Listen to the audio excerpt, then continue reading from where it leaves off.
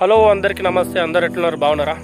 ఈరోజు టాపిక్ వచ్చేసి రీసెంట్గా జరిగిన ఎన్కౌంటర్ అందరికి తెలిసే ఉంటుంది. మన రెండు తెలుగు రాష్ట్రాల్లో కానీ మన దేశంలో కానీ ఇది హాట్ టాపిక్. హిడ్మా, మాధవి హిడ్మా, ఆయన మరణం నిజంగా అందరికీ ఆశ్చర్యానికి గురి చేసింది. హిడ్మా అంటే ఒక పవర్ఫుల్ నక్సల్ కమాండర్. దాదాపు ఆయన చుట్టూ 100 నుంచి 150 మంది యొక్క సెక్యూరిటీ, ఆయన కోసం ప్రాణాలు అర్పించడానికి కూడా వెనుకాడనటువంటి దళం ఆయన చుట్టూ ఉండేది. అలాంటి హిడ్మా ఎలా చనిపోయాడు అనేది చాలామందికి అదొక ప్రశ్నార్థకంగా మారింది.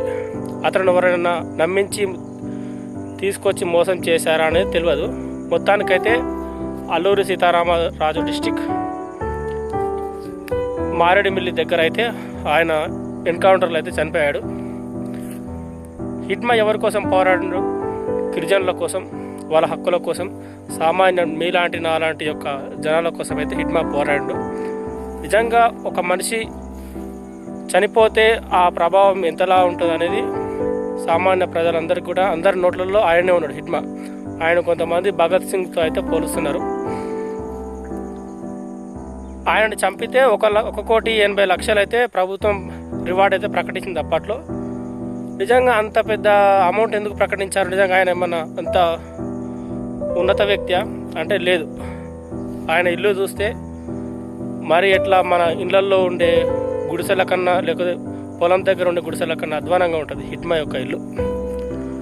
ఆయన తలుచుకుంటే ఈ దేశంలో ఉన్న ఎలాంటి రాజకీయ నాయకునైనా సరే ఒక్క ఫోన్ కాల్ చేసి బెదిరిస్తే వేల కోట్లు వస్తాయి. అంతటి శక్తివంతమైన వ్యక్తి హిడ్మా. అలాంటి హిడ్మా చనిపోతాడని కూడా ఎవరు ఊహించలే. ఎందుకంటే దాదాపు 20-30 సంవత్సరాల నుంచి ఆయన కోసం ప్రభుత్వం అయితే సెర్చ్ చేస్తూ ఉంది. హిడ్మా ఎలాంటి వాడంటే సామాన్య ఇట్లా మీలా అయితే తిరగకపోవచ్చు బయట, కానీ ఆయన ఎక్కువ శాతం 17 సంవత్సరాల వయసు ఉన్నప్పుడే అడవిలోకి అన్నల ఇట్లా మావోయిస్టుల దళంలో చేరి ఎంతో అనుభవం సంపాదించాడు.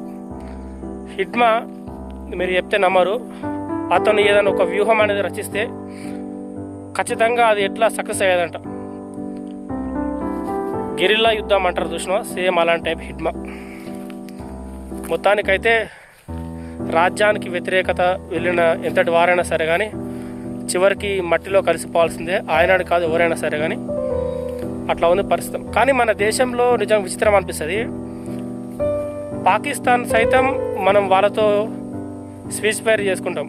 అంటే వాడు వచ్చి మన దేశంలో ఇక్కడ పహల్గామ్ అక్కడ 16 మంది చంపినారు కదా, 16 మంది 21 మంది అదే ఏది చంపినారో. శత్రు దేశంతో కూడా మనం అయితే కాంప్రమైజ్ అవుతాం. కానీ మన దేశంలో పుట్టి మన దేశంలో ఉన్న వాళ్ళతో అయితే మనం ఒప్పందం అయితే చేర్చుకోలేకపోతుంది మన గవర్నమెంట్. ఈ ఆపరేషన్ కాగార్ ఏందో, ఆపరేషన్ కాగార్ యొక్క లక్ష్యం ఏంటంటే 2026 వరకు ఈ దేశంలో ఒక్క మావోయిస్ట్ కూడా ఉండొద్దని అమిత్ షా యొక్క ఆలోచన. కానీ నాకు తెలిసినంత వరకు ఏంటంటే ఒక హిడ్మాతోనే ఇది అంతమైపోదు. దాదాపు కొన్ని రోజులైతే ఆ యొక్క దళం అనేది కొద్దిగా గందరగోళానికి గురే అవకాశం ఉంటుంది. కానీ మ్యాక్సిమం అయితే మళ్ళీ దళం అనేది తన యొక్క తీవ్ర రూపం దాల్చుకుంటుందని సామాన్య ప్రజల విశ్లేషణ యొక్క ఆలోచన. అది నేను చెప్పాలనుకుంది ఏంటంటే అట్లా. కానీ ఇక్కడ ఈ ఎన్కౌంటర్లో హిడ్మా మరియు ఆయన భార్య రాజా ఇద్దరు కన్నుమూశారు. నాకు తెలిసి ఆయుధం పట్టడం అనేది రాంగ్, కానీ కొన్ని సందర్భాల్లో మరి అప్పుడున్న వాళ్ళ యొక్క ఏమంటారు అలాంటి పరిస్థితులకు వాళ్ళు తలొగ్గినారు, 30 ఏళ్ళ నుంచి ఉన్నారు. కాబట్టి మొత్తానికైతే సామాన్య ప్రజల కోసమే.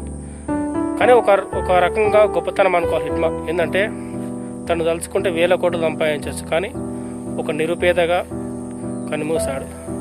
మా కొండజాతి ప్రజలు, గోండు ప్రజల దృష్టిలో ఆయన ఒక దేవుడు. ఇది మాత్రం నేను చెప్పాలనుకుంటున్నా. ఇది హిడ్మాకి పాజిటివ్ వీడియో అని కాదు, కానీ నాకు అనిపించిన విషయం నేను చెప్తున్నా. అట్లా ఈ పోలీసు మాత్రం ఏం చేస్తారు? ప్రభుత్వం ఎట్లా చెప్తే వాళ్ళు చేయడం వాళ్ళ డ్యూటీ. పోలీసులు తప్పు పట్టలేం. అట్లా సామాన్య జనాల కోసం ఉన్న మావోయిస్టు అనేది అంతమొందించాలని యొక్క బీజేపీ లక్ష్యం ప్రజెంటు. కానీ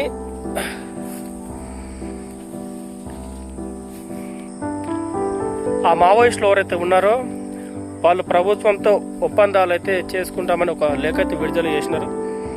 మరి ప్రభుత్వం అది ఎంతవరకు స్పందిస్తుంది అనేది తెలియాలి. ఈ నిజంగా దళంలో చేరిన ప్రతి ఒక్కరు కూడా వాళ్ళ సొంత స్వార్థం కోసం అయితే ఆలోచించరు. సామాన్య ప్రజల కోసమే వాళ్ళైతే వాళ్ళ ప్రాణాలు అయితే అర్పించినారు. ఇది వీడియో కనుక నచ్చితే లైక్, షేర్, సబ్స్క్రైబ్ చేసుకోండి. ఉంటాను మరి. ఏమంటారు, ఏదన్నా పాయింట్స్ ఏమైనా మిస్ అయితే కామెంట్ రాయండి. వీడియోలు అయితే తీసే ప్రయత్నం చేస్తా. ఓకే మరి ఉంటాను. ఛానల్ పేరు వచ్చేసి Virasam Yadav IT YouTube channel. Okay మరి ఉంటాను. బాయ్.